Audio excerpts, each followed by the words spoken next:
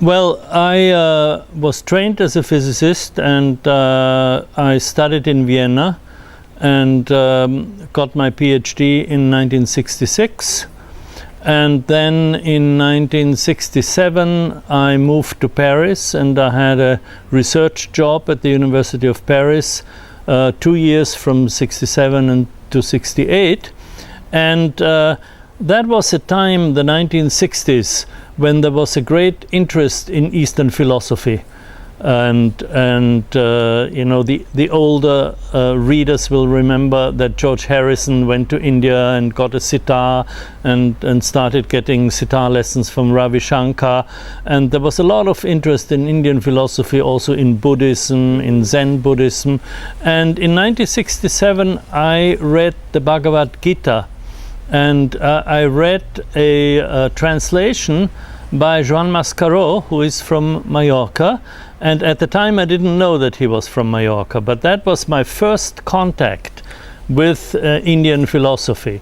And so in a sense, the really decisive change in my life from a physicist just doing physics to a writer writing about philosophy and physics came through Joan Mascaró's book, through his translation of the Bhagavad Gita. And so then subsequently, you know, I studied more Indian philosophy, and I also studied Zen Buddhism, and I found almost from the beginning that those ideas in Indian philosophy had some fundamental similarity with the concepts of modern physics. And so I also started meditation and started practicing Tai Chi, which I still do. And so, you know, after a few years, I felt like writing about it. And first I wrote a few articles, and then in 1975 I published the Tao of Physics. So that was basically the influence.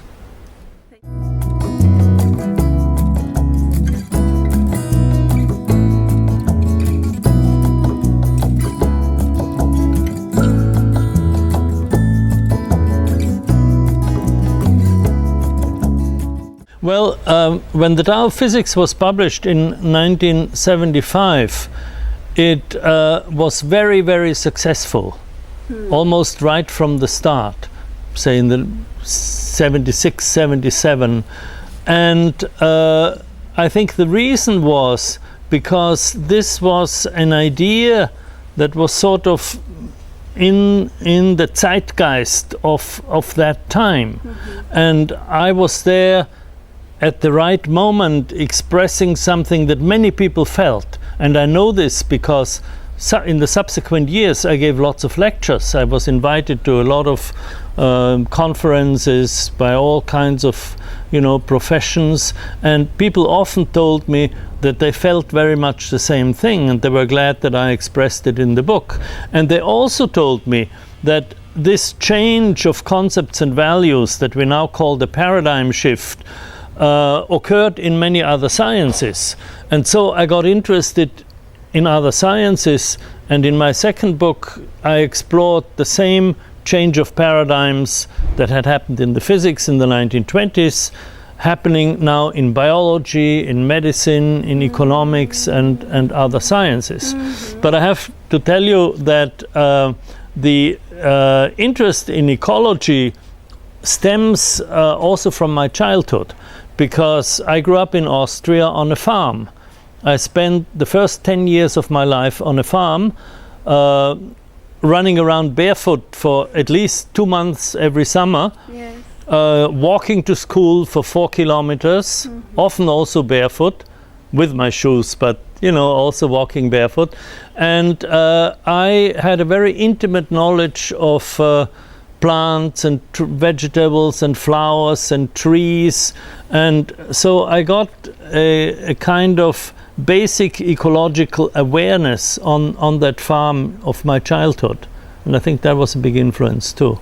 Well, the systems thinking was something else, and I can't really say how I began to think in relationships and patterns. Certainly what I learned from quantum physics and relativity theory was that the material world is not a collection of building blocks, but is a network of relationships. And so to understand it, we need to think in terms of patterns and relationships. But how I acquired this ability, I don't really know, but it's now my second nature. That's how I think. I always connect things, you know, from different disciplines and different fields.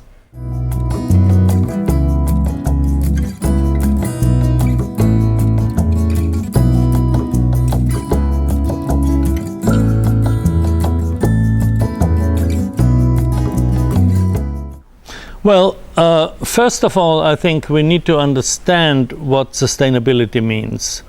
I always begin with that when we talk about these issues.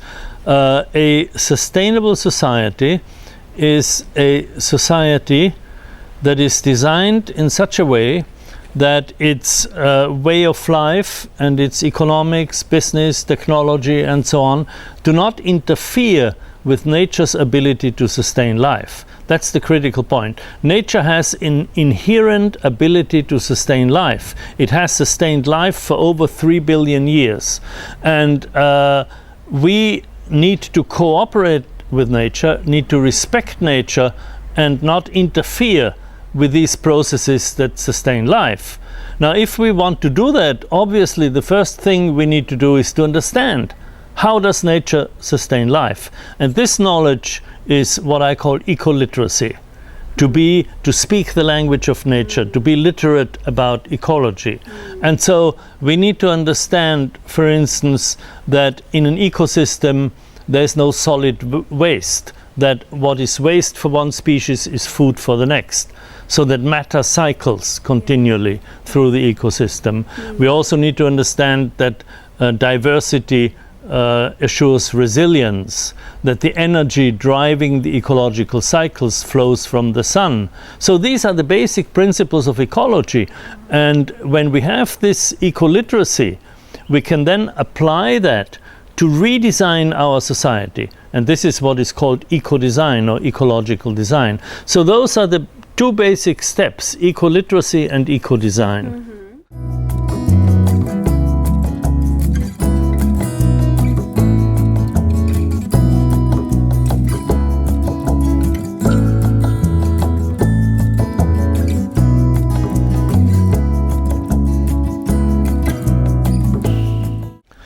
Well, first of all, let me say that the way to become ecologically literate, there are two ways.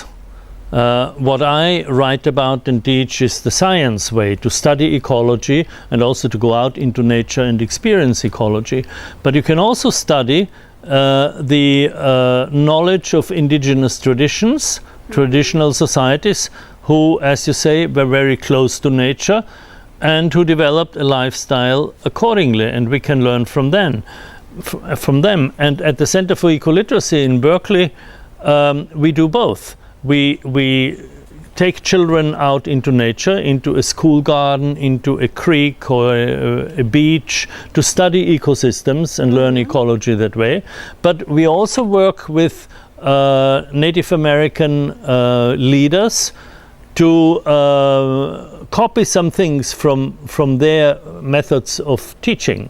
Yes. So we can do both. And so what an ideal society would be then, well, a society that applies these principles of ecology. So, for example, there would be no waste, that everything would be recycled, so that technologies would be designed in such a way that, for instance, you know, when you buy a copy machine, you would not own the copy machine, but you would buy the service. And at the end of its life, or when you want a new one, you would give it back to the manufacturer, and the manufacturer would have the obligation to take it back, because the manufacturer remains the owner and has the obligation to take it apart and recycle or reuse everything. So this means that machines would be designed in such a way that they could be taken apart and easily reused.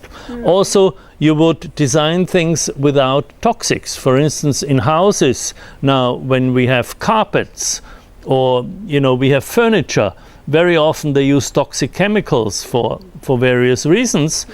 And so that would be eliminated.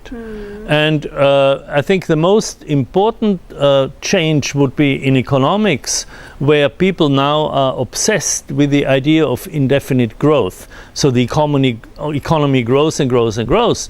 Now, when you look at nature in an ecosystem, things grow too, but not everything grows at the same time.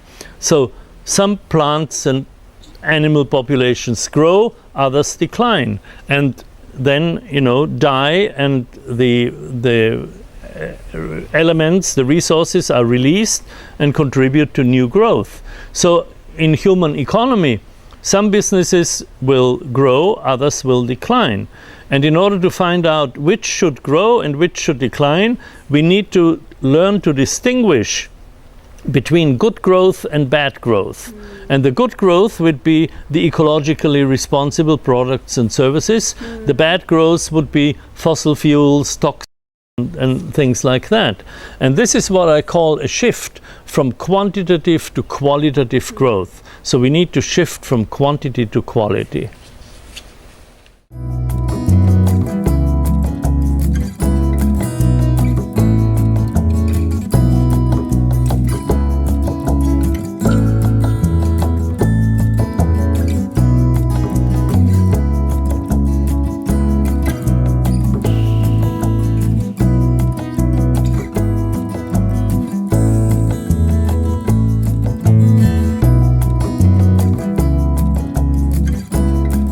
Well, I myself, have now spent about 40 years explaining and discussing and promoting the new paradigm. I've written several books. After the Tao of Physics, I've written 5 more books.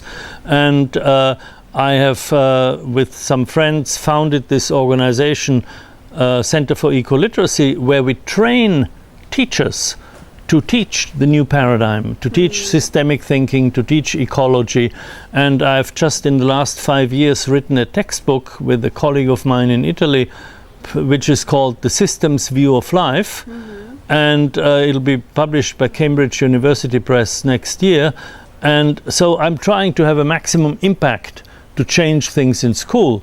And as you can see from this symposium in Poyenza, that already things are changing, because we have several hundred teachers coming here to this weekend every year, and they have come for several years, and they are changing things in the schools of Mallorca, and that's true for all other countries. Yes. So I'm quite optimistic.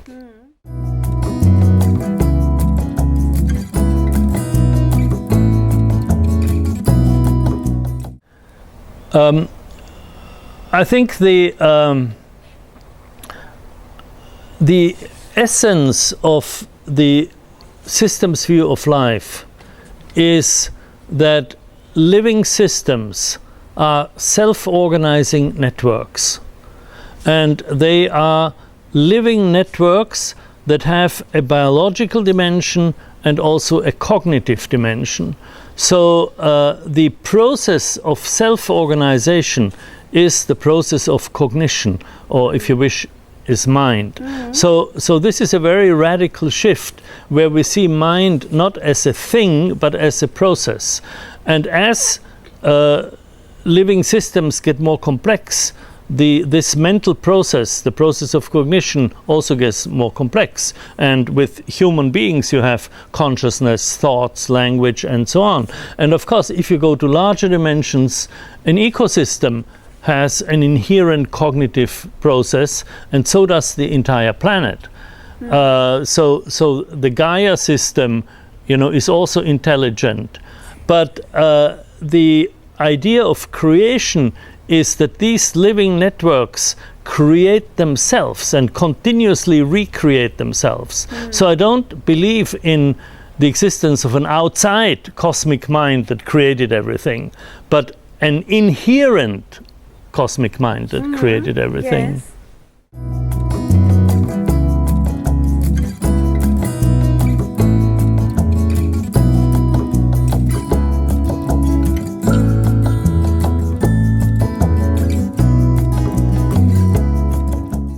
I would say yes to the order, but no to the direction. I don't think there is according to my worldview and the science worldview, there's no predetermined direction, but there's certainly an order. And there's an increase of complexity. And of course, this was my starting point with the Tao of physics. I began with the notion of Tao, which is called the way the universe works. Yeah, I think for the human level, that's certainly a direction of life. Yeah.